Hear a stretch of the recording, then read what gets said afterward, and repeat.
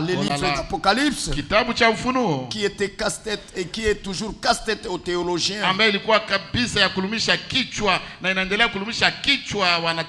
Et les gens ne se retrouvent pas. Ils ne comprennent pas. Au point où un théologien pouvait dire un jour que Jean avait trop mangé ce jour-là. Alors il a eu des cauchemars.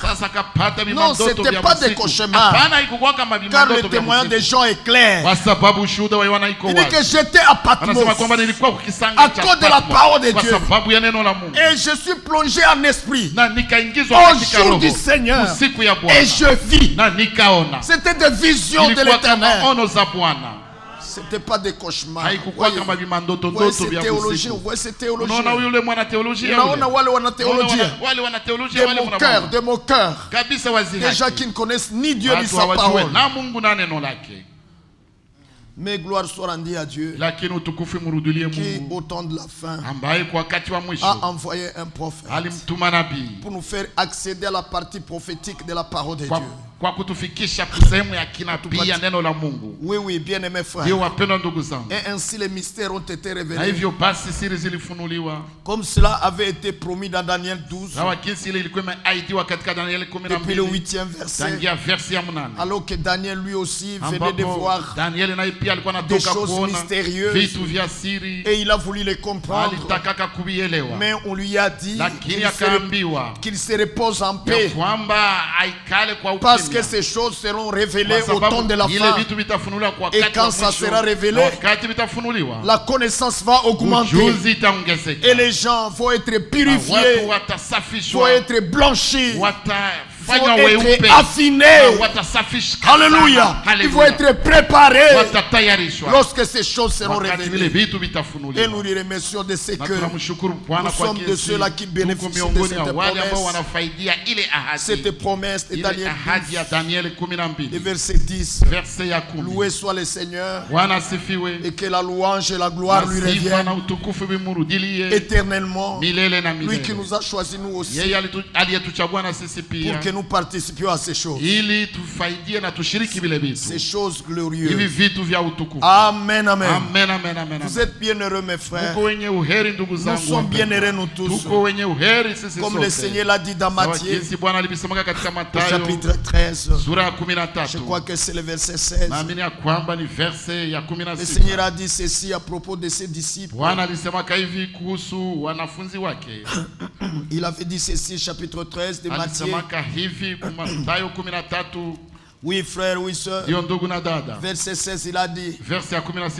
Mais bienheureux sont vos yeux car ils voient.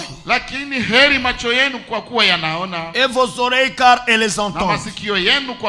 Car en vérité, je vous dis que plusieurs prophètes et plusieurs justes ont désiré de voir les choses que vous voyez. Et ils ne les ont pas vues. Et d'entendre les choses que vous entendez. Et ils ne les ont pas entendues. Alors nous sommes bien heureux. Réjouissons-nous. Amen, amen. Et louons toujours Dieu.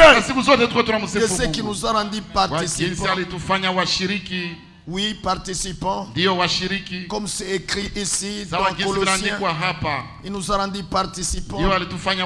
Comme c'est écrit ici dans Colossiens. Au chapitre 1, verset 12.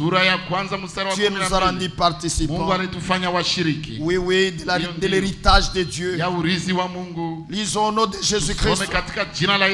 Dans Colossiens 1, verset 12. C'est écrit ceci, frère. Oui, oui, Colossiens 2. 1 pardon, verset 12. Là où c'est écrit comme ça. Alléluia. Alléluia. Il est écrit. Lisez, frère Michel. Ma Bible ici se plie un peu.